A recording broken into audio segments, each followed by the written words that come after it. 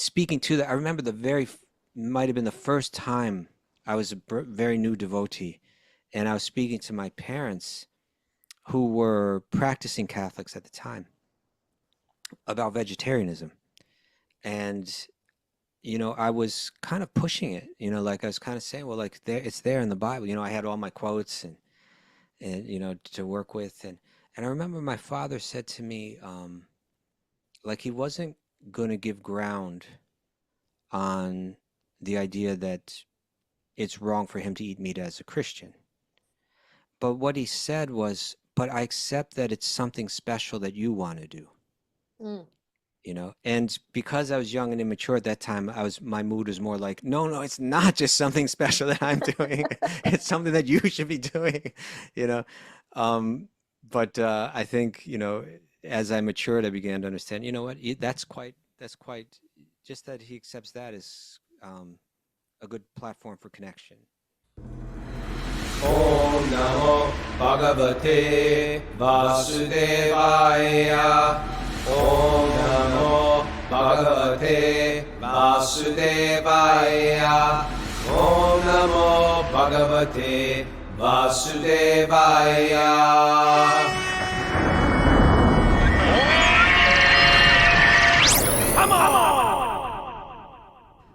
Live from Sri Dham, Mayapur in West Bengal, India, this is Wisdom of the Sages, a daily spiritual podcast. Today I'm your host, Kaustubha Das. Raghunath is stepping on a plane right now. He might actually pop in from, like, before they take off, right? Right, Mara? Yeah, that's right. Okay, but we got Mara back at home, back at Super Soul Farm, holding the place down. How are you doing? Doing great, thanks. Okay. Always a little quiet when Raghunath's there. You miss him. It's You true. miss him. But at the same time, it's Rather nice. peaceful. It's Yeah. rather peaceful. Yeah, so you make the most of it. But he'll be back soon, right? He comes back tomorrow? Monday, Or night? Monday evening. Oh, Monday evening. So it's still some time. Yeah. That's right. He's to do. Okay, today's a special. Well, I mean, normally we have Q&A on Saturday, so it is a Q&A, but it's a special Q&A because we're bringing on our special guest Dhanya in a moment. Dhanya Rico, who's always a favorite. Whenever we bring her on here, we always get lots of great feedback. But also, it's just kind of a special Q&A edition today. These are not exactly, people didn't mail these questions in, but we got a lot of feedback from the sage groups that, and all the sage groups are saying, everybody's talking about like the holidays, like going home for the holidays, and how do you handle it as a Bhakti yogi? And there's all kind of challenges that can be involved in it. So we have some of the kind of questions that people were having about going home for the holidays as a Bhakti yogi to a family that may not understand your practice. And we'll be talking to Dhanya about that. But before we turn to Dhanya, Mara, any announcements? Yeah, our Sage group registration opens at 9 a.m. today, so right That's after the right. podcast. Okay.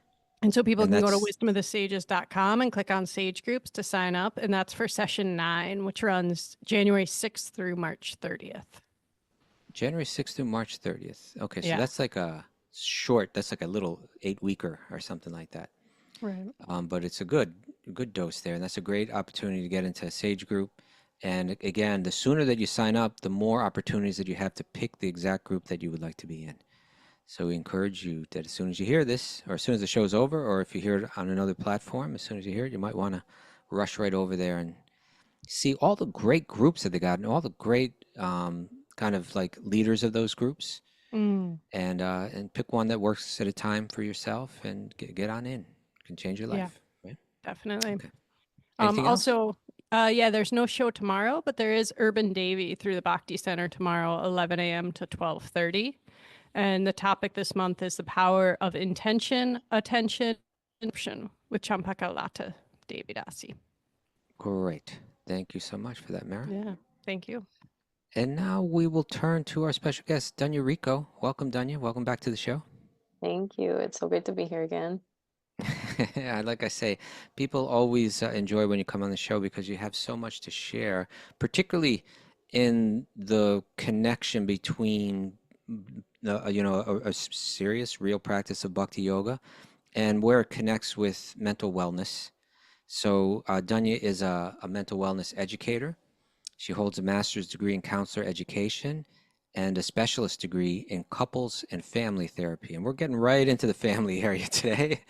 And, she aims to help individuals and relationships thrive by incorporating deep spiritual principles into the therapeutic experience. So you're just the kind of person that we need for today. So thank you so much for spending the time with us.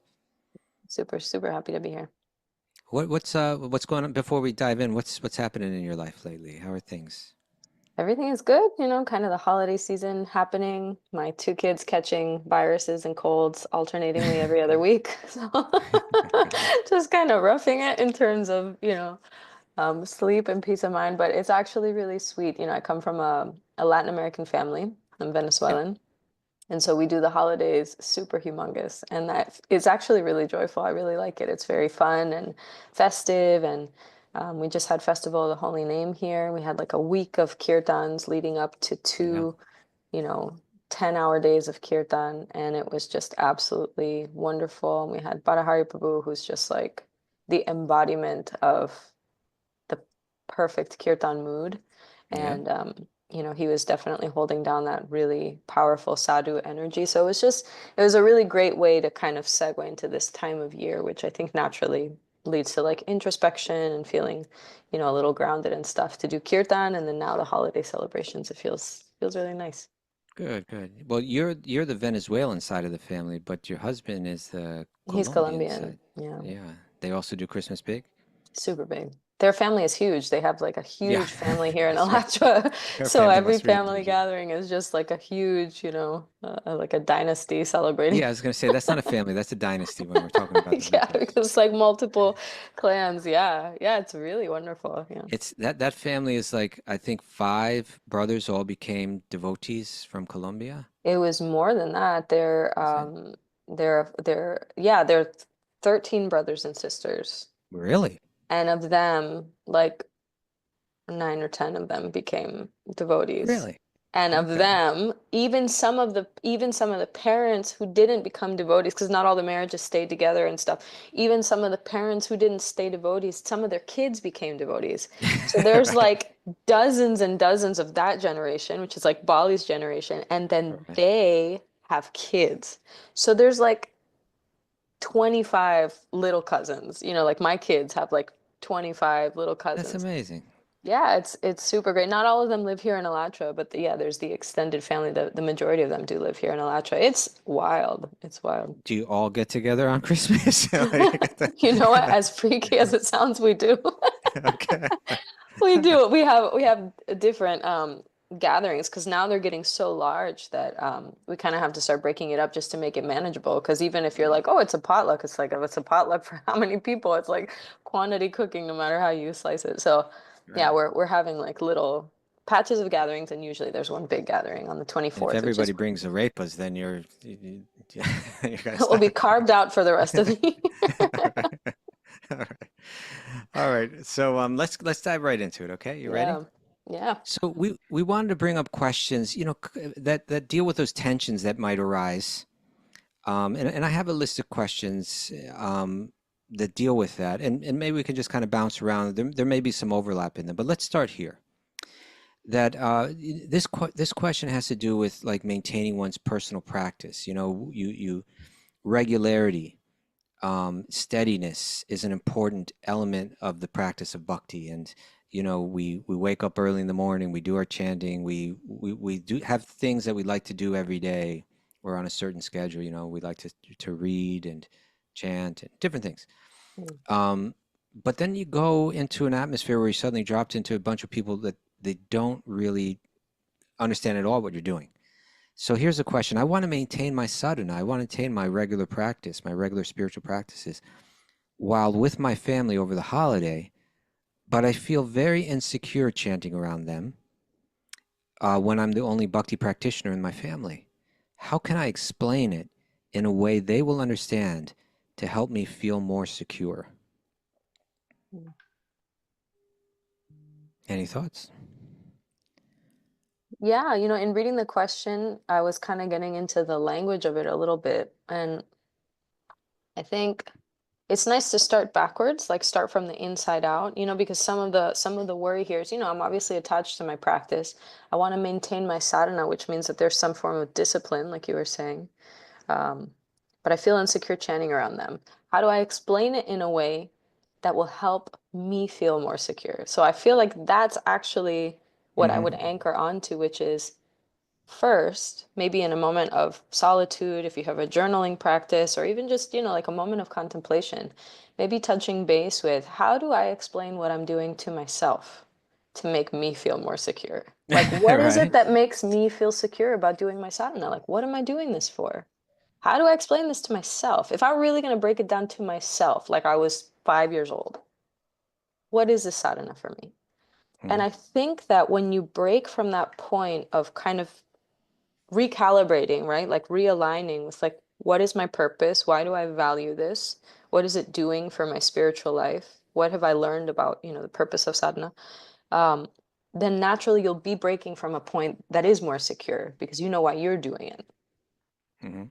Right. And that's actually something that I think as practitioners, we're kind of challenged with over time, regardless of how long we've been practicing and regardless of even if our family's fully okay with it, which is, what am I doing this for again? Because there's a sense of, like, for example, achievement. That's a big one where it's just like, oh, I do it because it feels great to check that box. And it feels great to say I've been doing this for X amount of days in a row, or X amount of months or years in a row, or because I feel some sort of social pressure, or because I feel insecure that all of my spiritual success rides solely on my sadhana and I leave no room for growth. So there's so many reasons why I might inadvertently start to mix in ulterior motives to my sadhana. And by refocusing on like, well, why am I actually doing this? What's my true purpose? Let me touch base with that again. And maybe it has a different flavor why I'm doing this in this season of my life or whatever it is. I think that that's a really nice anchoring point to move forward and say, okay, this is how to feel more secure about it, regardless of who I'm doing this around, what environment I'm in. Yeah, I appreciate that. I think when we're new to bhakti, Raghunath and I were just talking about this the other day, but kind of like maybe a landmark, maybe, or a certain bar that we reach in our devotional life, maybe like, you know what, I can go out on the streets and do kirtan with a group of devotees, and it doesn't matter who's walking down the street. Like I'm not afraid of being myself doing this, Yeah. with the world, Yeah. because sometimes like when we first get into it, like, oh my God, if somebody comes,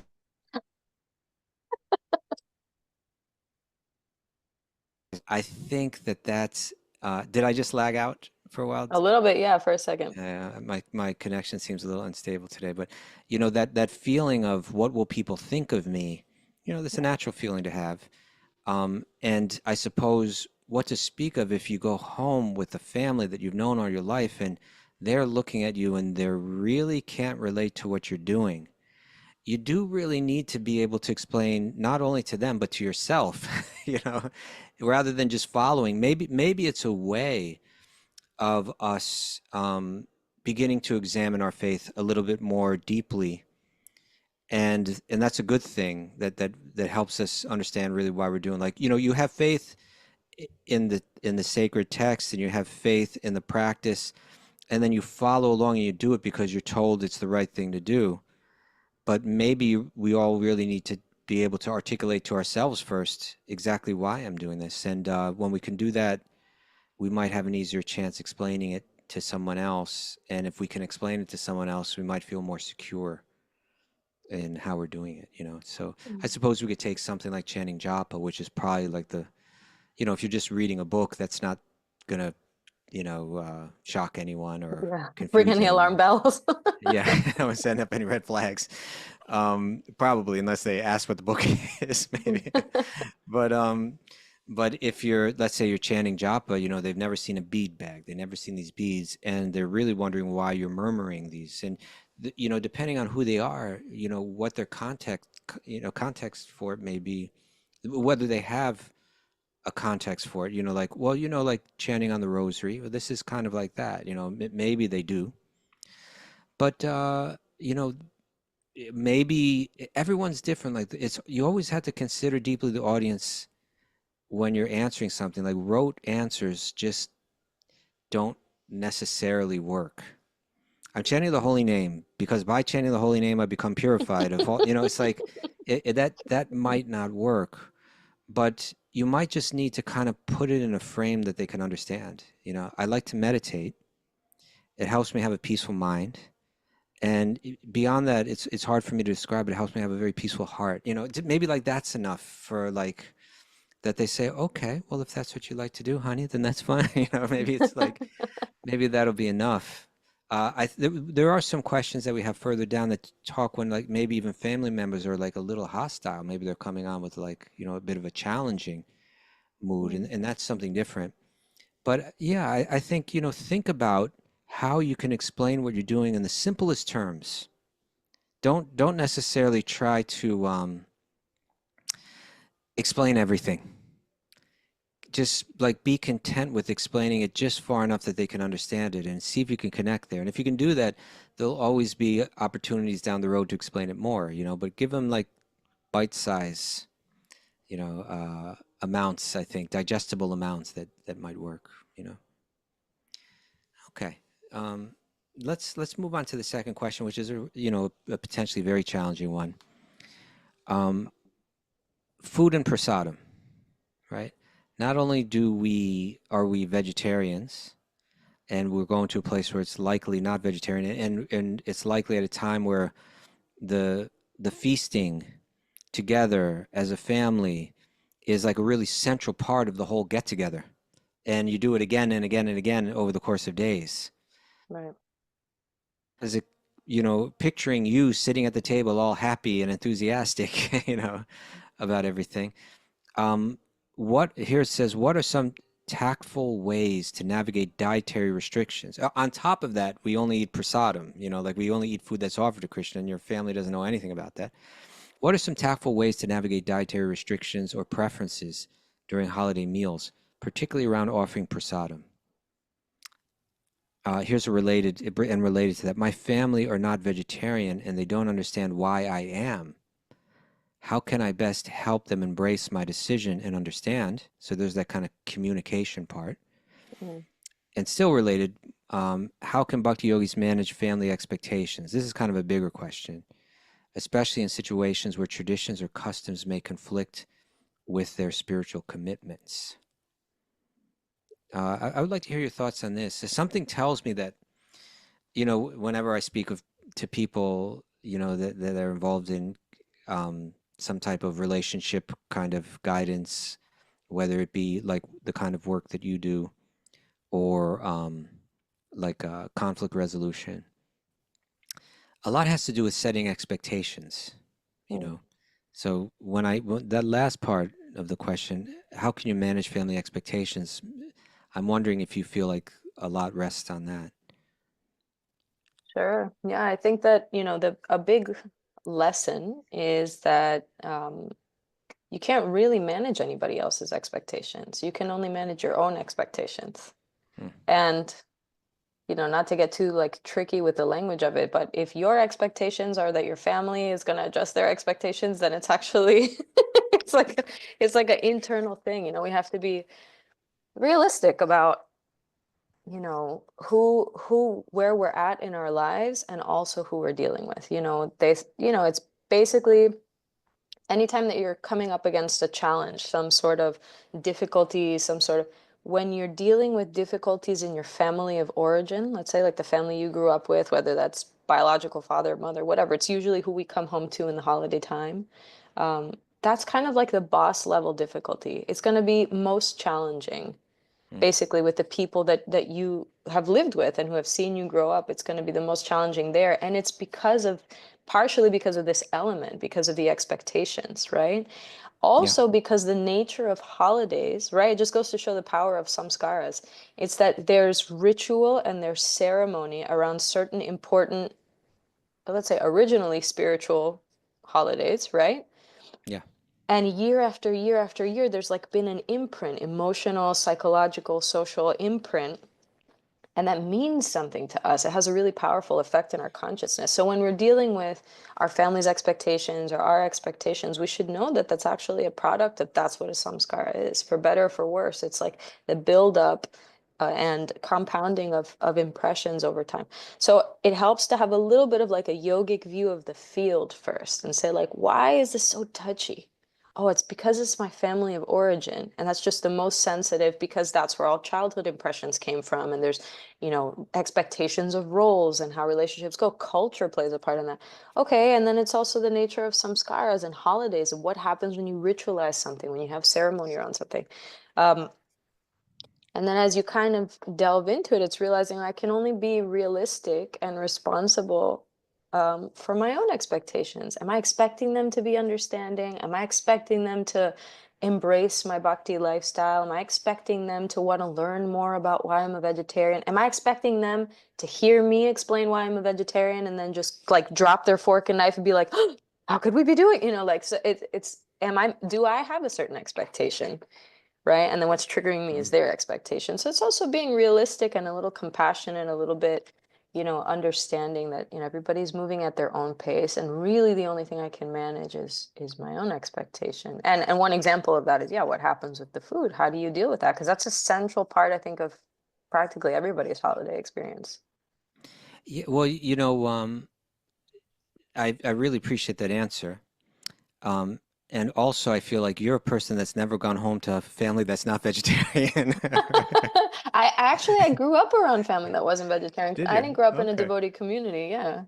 Oh, you didn't? I thought you did. No, I grew up in Oh, okay. between Miami and mostly in Caracas in Venezuela, and I grew up around my mom's family, and nobody in my mom's family was Oh, vegetarian okay. except for like my mom, my brother, my sister, and me. So it was all like a non-vegetarian environment growing Okay, up. but even that's a support system right there. Right.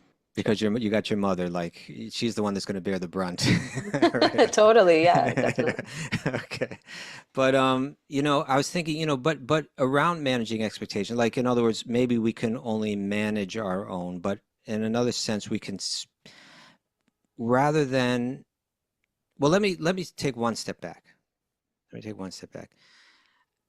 As particularly as a new devotee, I think, and which a lot of our listeners may be, right? Particularly when we're new to the practice, we may feel like it's wrong for me to sit at a table with other people that are eating meat. It's like I'm participating in a deeply sinful or a deeply harmful. I'm taking part in a deeply harmful, deeply cruel. Um, uh, I don't know, ritual is the right word, but I don't want to play a role in it, and I can't sit there and just pretend it's not happening. That an animal hasn't been killed and there's been terrible suffering because of this and so on. And that's very understandable. I would share this. And granted, different people can set different standards. Like if a devotee said, I just do not do that, I would appreciate that. If someone wants to do that, that's fine. And another devotee might say, I'm going to tolerate certain things uh, for the sake of maintaining this relationship with my family. I would Hmm. say, okay, that's also that's also a noble way of approaching it.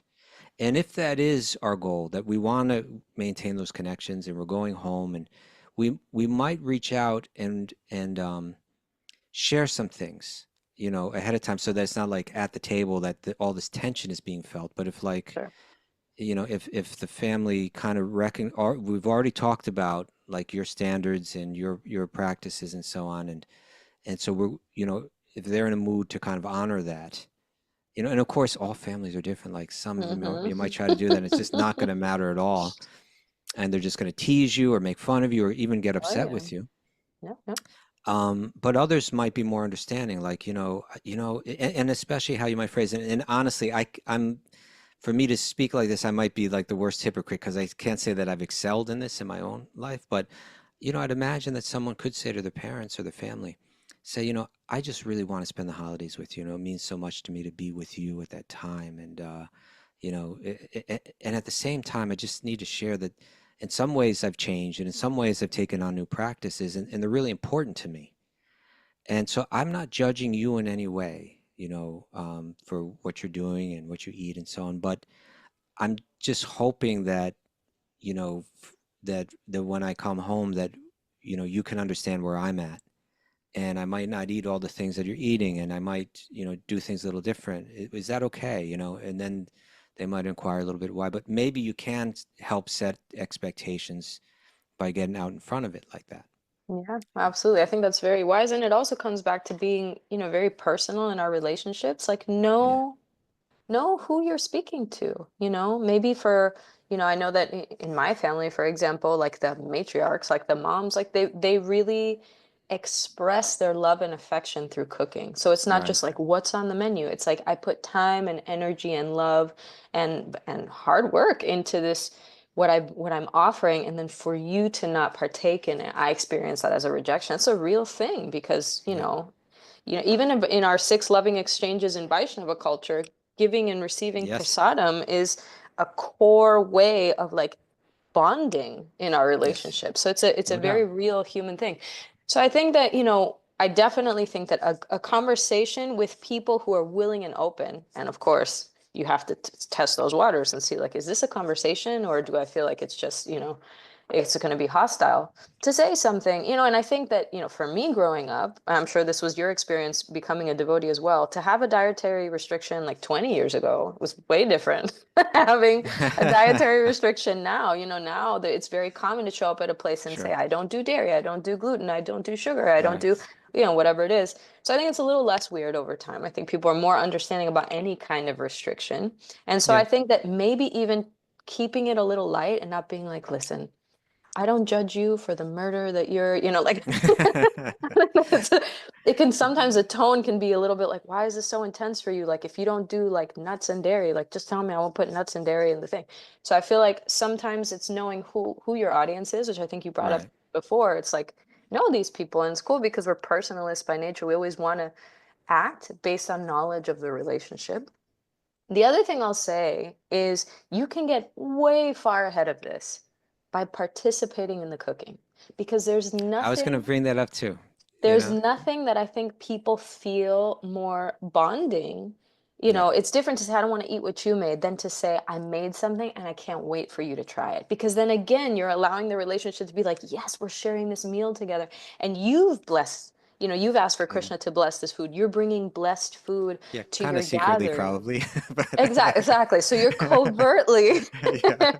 and that is a way, I have, I know people, it happened in my family or in other people's family where, there's like, it's not just neutrality, it's like strong antagonism towards the practice of bhakti or the weird, things that they see or they perceive and so on. And there is a mood of like making fun of, teasing, joking, and it's sort of like not so lighthearted. It's actually quite, like Hmm. spiky. Yeah. And when seeking advice of sadhus or people who have dealt with this, one of the most frequent pieces of advice that I've gotten is just give prasadam. Like, don't try and explain. Don't get so wrapped up in like having them, again, that expectation of like, I want them to understand why and who I am now and why this is great for me and how the whole world could benefit from. That is a mood, and it's a beautiful mood to have, but if it's going to be draining you and disturbing you and potentially disturbing others, right? It's actually one of the offenses against the holy name, right? Is to preach to someone who is unwilling or antagonistic. Hmm. It's offensive because what you're doing is you're opening up something that's very delicate, like your own devotional creeper or knowledge of, this very intimate, beautiful practice, and leaving it a little bit liable to be like very injured. It could take people like a lot of time to recover from holiday stuff. So you can get ahead of that curve and just say, I've made the most amazing lasagna you'll ever have in your life. And they don't need to know what's in it, what's not in it. Is it blessed? Is it, you're just sharing it from your heart, and you're giving it with love. And I feel like that's a lot of times what people want. They just want to share a meal with you, and for you to Y- cook and offer it, I think it's a beautiful thing. I want to come back to that in 1 second because I think that it's important regarding dietary considerations, but it's broader than that, what you just mentioned. But before I do that, because I think that can segue into another question, is that it was asked, my family's not vegetarian and they don't understand why I am. How can I best help them embrace my decision and understand? And I think that's where you most likely want to be very careful about being judgmental. We don't need to say, you don't, it'll probably be ineffective if we're getting into, this is actually a horrible murderous thing that's going on in this world. And, you can do that, but it's probably going to not help them understand what you do. It's probably going to set them up to be very defensive.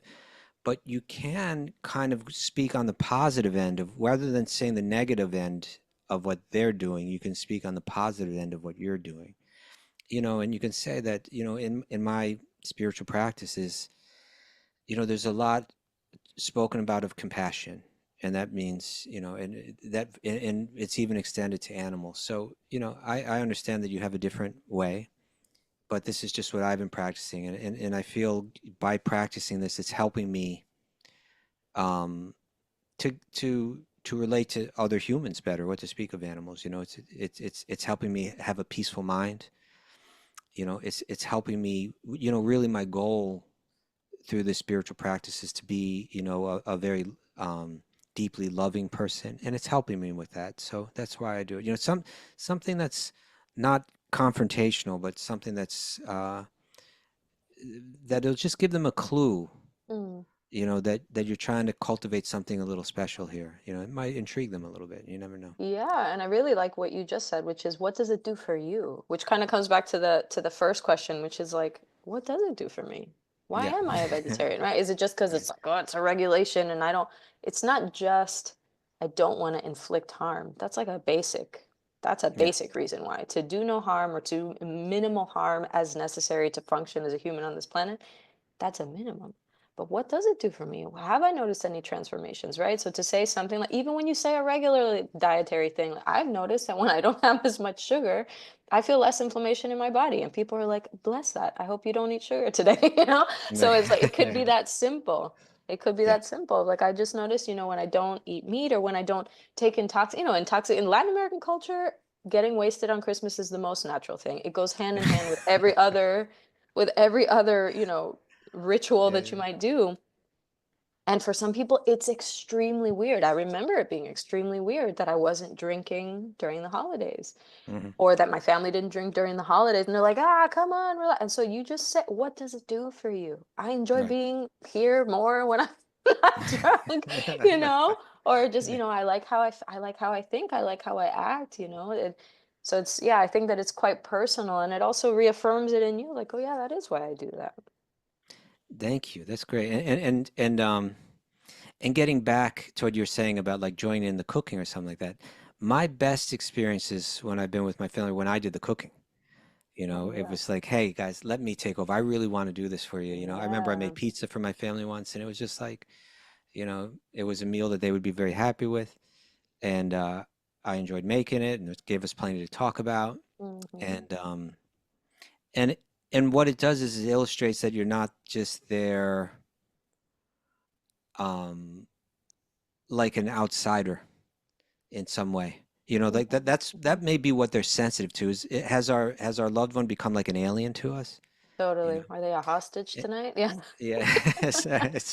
So if you do the cooking and you start to serve everyone, that really can break down that kind of tension. And so I was thinking that kind of connects with some further questions that had to do with how can Bhakti yogis create meaningful connections with their relatives who may have a very different values or lifestyle? Or what are some respectful and non-confrontational ways to share aspects of Bhakti yogi with curious family members without coming across as preachy?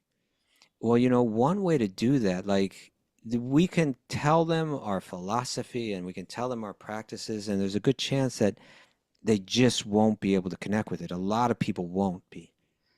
But they're also looking at you as a person, and they're seeing if you've changed.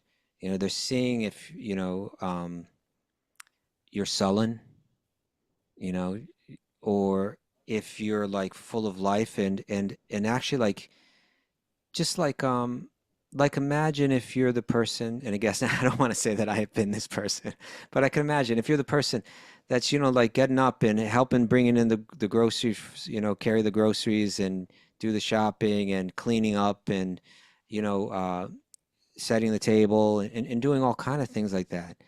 If they see that you're more active and you really have a mood to serve, Mhm. you know, and then they might say something like, "Wow, you're really doing a lot around here." And you say, "Well, it's just kind of my spiritual practice that to find happiness and service, and it's really changed my life." So anyway, I'm happy to doing this. You don't even have to get too into it, but just even dropping a little something like that might make so much more difference than trying to defeat their ideas about what life is all about or what religion is all about or something like that.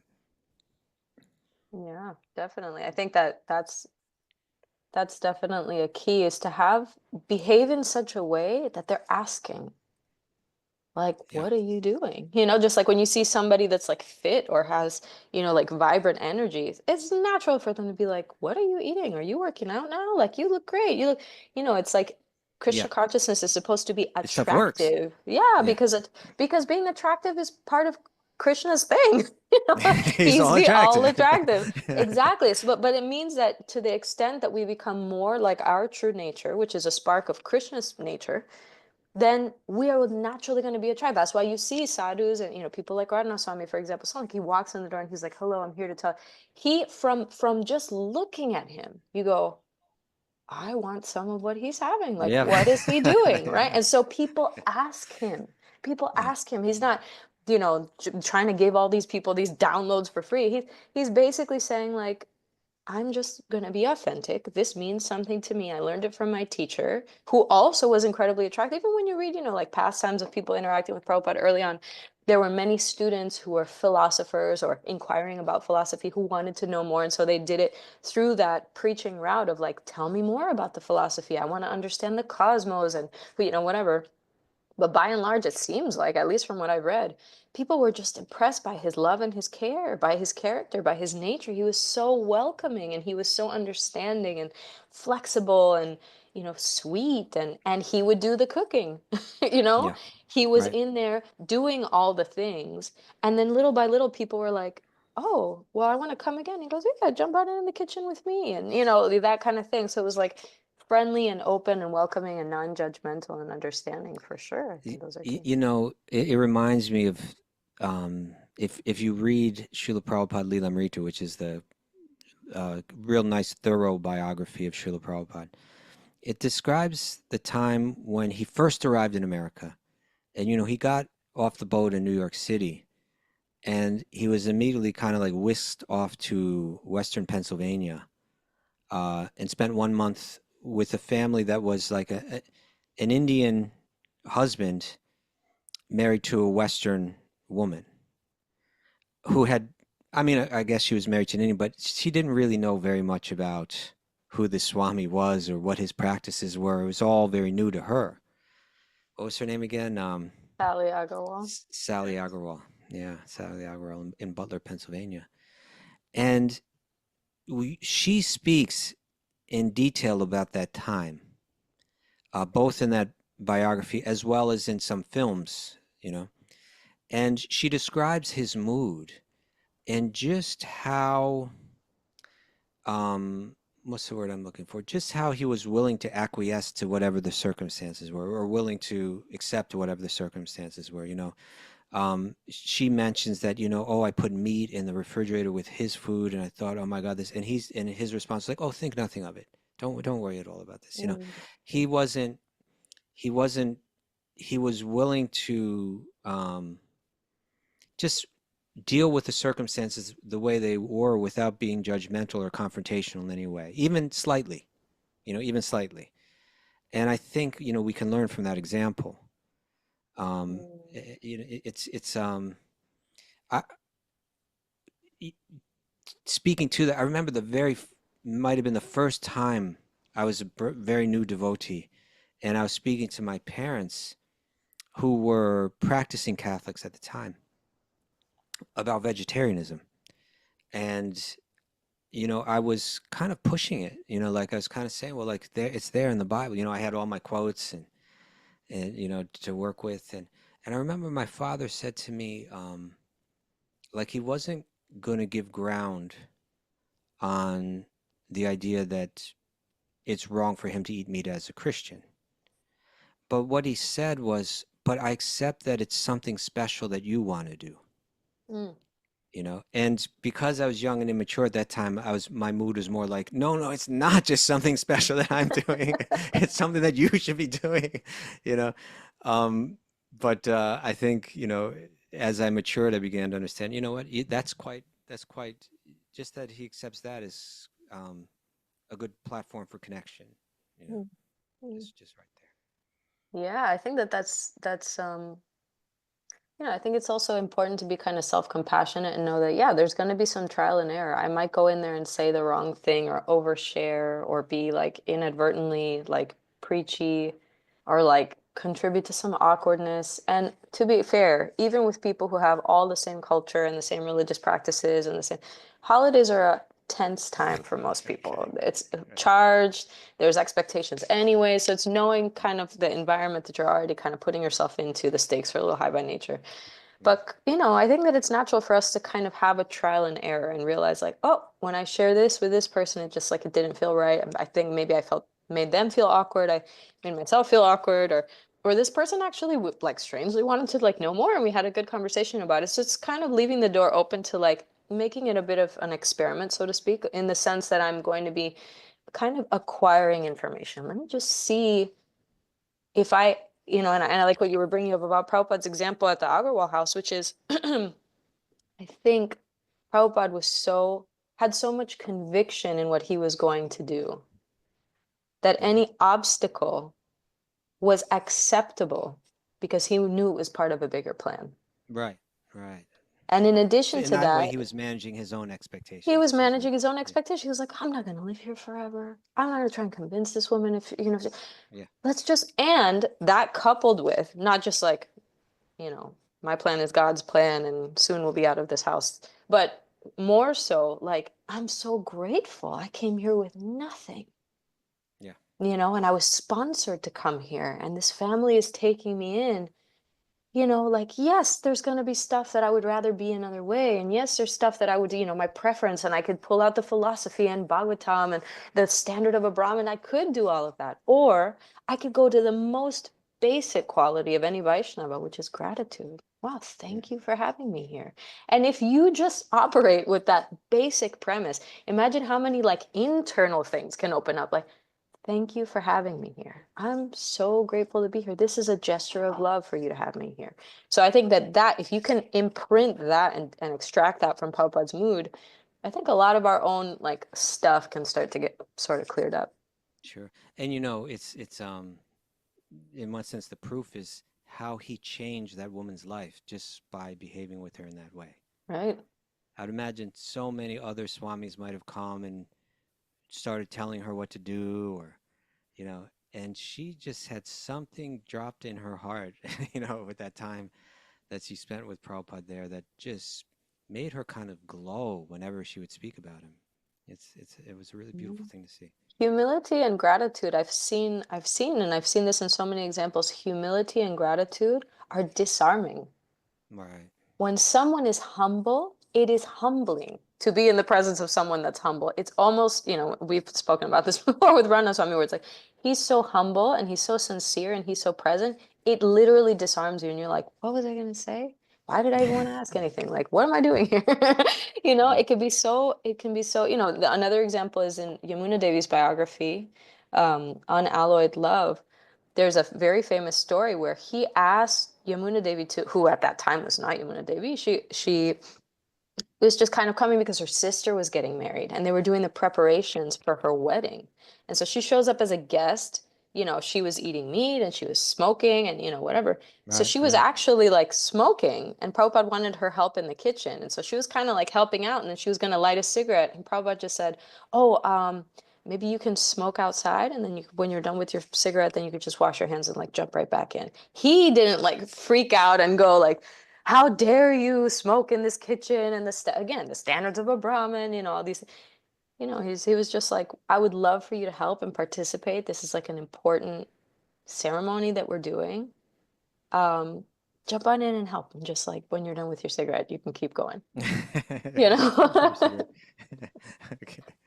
Now the aspect of the question that we just read that regarding What are some respectful and non-confrontational ways to share aspects of Bhakti Yoga with curious family members?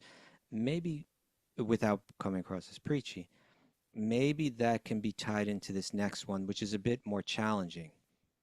Um, particular family members of mine always want to debate me on the Bhakti philosophy, as they want to punch holes in it so that they can feel they are justified in their tradition versus mine. I don't feel equipped to debate, but want to help them understand. What should I do? Any thoughts there? Yeah, And I this is mean, where things get a little trickier, right? yeah, well, I think that this kind of comes down to also understanding your own nature and having your own boundaries. I think that an awesome question to ask yourself is, do I want to debate? Right? Is that what I Mm, came here to do? Like, am I right. am I here as the representative of Bhakti Yoga in this interfaith debate that's being, it's like, if that's not what I came here to do, then that's not what you came there to do. Right? And So how would even you if that's, express that I to might say them? something like, well, first, and I think we've kind of touched on this in a few different ways, is what do you have in common? What is there something in common here? Like, for example, you want to share a meal at the holidays. I also want to share a meal at the holidays. Sitting together and sharing a meal is beautiful and valuable. Okay, that's a commonality. So, in the same way, we can do a parallel here and say, your faith matters so much to you. I really respect that. Right? Because it is respectable for somebody to take their faith seriously, right?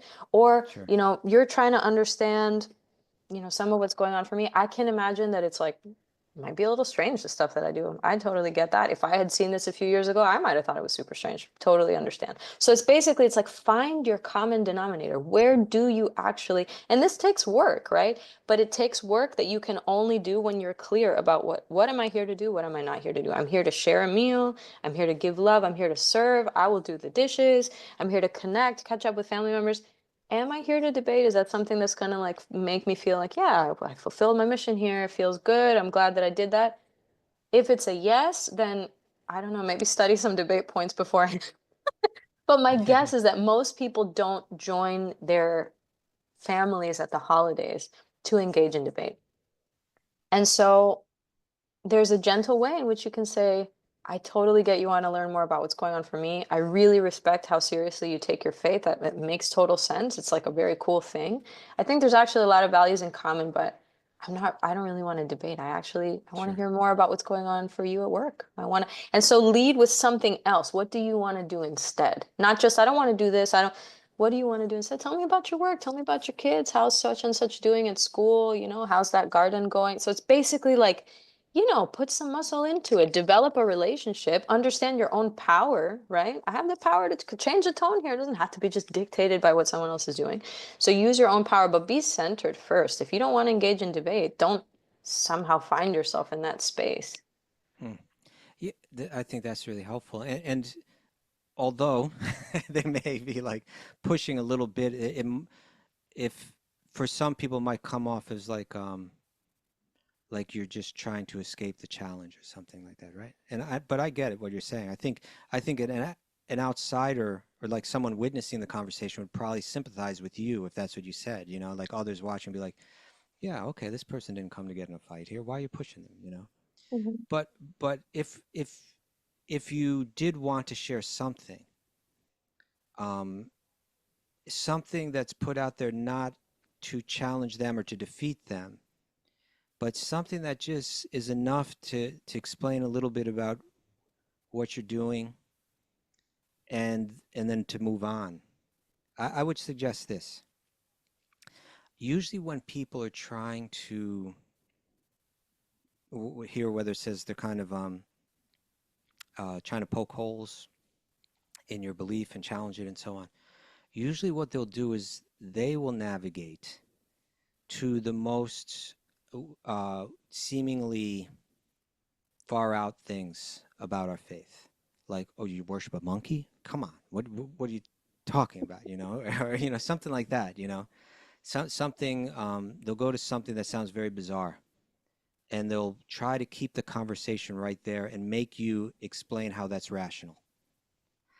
That can be done, but it's probably not the challenge that you want to get into. And you can avoid it by just by a statement saying that, you know what, you're bringing up something that's an esoteric part of an ancient tradition. Do you want to fight about that, or maybe I could just share with you what I practice and why it's meaningful to me, and then you could just shrink it down to something really rational and really beautiful, and then leave it at that. Like you could say, a lot of times I find that, like when you open up the Bhagavad Gita, these topics, there's certain topics there that are almost universally appreciated. Like the idea of having an even mind under all different circumstances, whether it's hot or cold, or whether things are going well or not going so well, that you can keep an even mind. That's something that almost anyone can appreciate, you know. Or the idea